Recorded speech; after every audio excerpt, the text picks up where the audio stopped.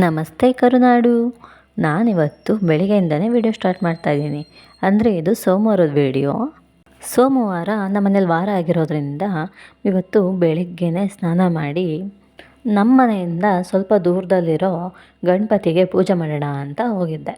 ಅಲ್ಲಿ ಪಕ್ಕದಲ್ಲೇ ಒಂದು ಬಾವಿ ಇದೆ. ಆ ಬಾವಿಲಿ ನೀರು ಸೇದ್ಬಿಟ್ಟು ಅದರಲ್ಲೇ ಗಣಪತಿನೆಲ್ಲ ತೊಳೆದ್ಬಿಟ್ಟು ಪೂಜೆ ಮಾಡ್ತೇನೆ. ಈ ಬಾವಿ ವಿಶೇಷ ಏನಂದರೆ ಎಂಥ ಬರಗಾಲ ಬಂದ್ರೂ ಸಹ ಈ ಬಾವಿಯಲ್ಲಿ ನೀರು ಕಮ್ಮಿ ಆಗಿಲ್ವಂತೆ ಅಂತ ನಮ್ಮನೆಯವ್ರು ಹೇಳ್ತಾ ಇರ್ತಾರೆ. ಈಗ ನಾನು ಪೂಜೆ ಮಾಡ್ತಾ ಇರೋಂಥ ಗಣಪತಿ ಅರ್ಧಂಬರ್ಧ ಕೆತ್ತಿರೋಂಥ ಗಣಪತಿ ಆಗಿದೆ. ಇದು ಯಾಕೆ ಹಿಂಗಿದೆ ಅಂತ ನನಗೂ ಸಹ ಸರಿಯಾಗಿ ಗೊತ್ತಿಲ್ಲ.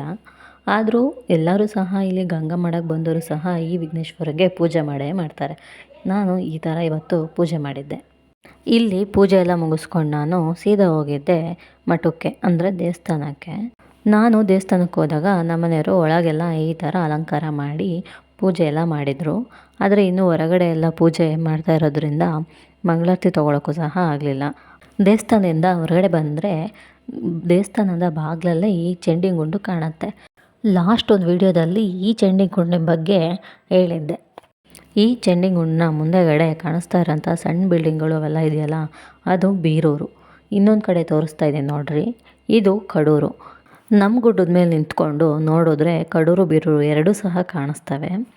ದೇವಸ್ಥಾನದಿಂದ ಮನೆಗೆ ಬಂದಮೇಲೆ ಅಮ್ಮ ಚಪಾತಿ ಉಜ್ತಾಯಿದ್ರು. ಅಮ್ಮ ಮಾಡಿದಂಥ ಚಪಾತಿ ಅದಕ್ಕೆ ಚಟ್ನಿ ಮಾಡಿದರು, ಕಾಯಿ ಚಟ್ನಿ ತಿಂದ್ಕೊಂಡು ಸುಂದ್ರ ಜೊತೆ ಆಫೀಸಿಗೆ ಬಂದೆ.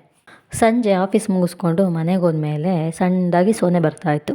ಹಂಗಾಗಿ ಬಾನಲ್ಲಿ ಕಾಮನ ಬಿಲ್ಲು ಸಹ ಮೂಡಿಬಂದಿತ್ತು. ಎಷ್ಟು ಚೆನ್ನಾಗಿದೆ ಅಲ್ಲ. ಸಂಜೆ ಒಂದು ಬರ್ತಡೇ ಫಂಕ್ಷನ್ ಇತ್ತು, ಹಂಗಾಗಿ ಈ ಥರ ರೆಡಿಯಾಗಿ ಹೊರಟೆ. ಎಲ್ಲಿಗಪ್ಪ ಅಂದರೆ ಕಡೂರಿಗೆಯ. ನಾನು ನಮ್ಮ ಮನೆಯವರು ಇಬ್ಬರೂ ಸಹ ರೆಡಿಯಾಗಿ ಕಡೂರಲ್ಲಿ ನಮ್ಮ ಫ್ರೆಂಡ್ ಮನೆಗೆ ಅವ್ನ ಮಗನ ಬರ್ತಡೇ ಇತ್ತು. ಹಂಗಾಗಿ ಸಿಂಪಲಾಗಿ ಮಾಡ್ತಾ ಇರೋದ್ರಿಂದ ಇಬ್ಬರೂ ಸಹ ಬಂದ್ವಿ. ನಾವು ಬಂದಿದ್ದು ಲೇಟಾಗಿದ್ದರಿಂದ ಆಲ್ರೆಡಿ ಡೆಕೋರೇಷನ್ ಎಲ್ಲ ಮಾಡಿ ಕೇಕೆಲ್ಲ ತೊಗೊಂಬಂದು ರೆಡಿ ಮಾಡಿ ಇಟ್ಟಿದ್ರು. ನಾವು ಹೋದ್ಮೇಲೆ ನಾನು ನಮ್ಮ ಫ್ರೆಂಡ್ ಇಬ್ಬರೂ ಸಹ ಅವ್ನ ಮಗನಿಗೆ ಆರತಿ ಮಾಡಿ ಅವಳು ಮಗನಿಗೆ ಕೇಕ್ ಕಟ್ ಮಾಡಿಸಿದ್ಲು. ಕೇಕ್ ಕಟ್ ಮಾಡಿಸಿದ ನಂತರ ಎಲ್ಲರೂ ಸಹ ಕೇಕ್ ತಿಂದು ಅವನಿಗೂ ಸಹ ಕೇಕ್ ತಿನ್ನಿಸಿದ್ವಿ. ನಾನು ನಮ್ಮ ಮನೆಯವರು ಸಹ ಕೇಕ್ ತಿನ್ನಿಸ್ಬೇಕಾದ್ರೆ ಅವ್ನು ಹೆಂಗೆ ಆಡ್ತಾನೆ ನೋಡಿರಿ. ಸಿಂಪಲ್ಲಾಗಾದ್ರೂ ತುಂಬ ಚೆನ್ನಾಗೇ ಬರ್ತಡೇ ಆಯಿತು. ಕೇಕ್ ಕಟ್ಟಿಂಗು ಎಲ್ಲ ಆದ ನಂತರ ಮಗನ ಬರ್ತಡೆಗೆ ಅಂತ ಪಾಯಸ ಮಾಡಿದ್ಲು.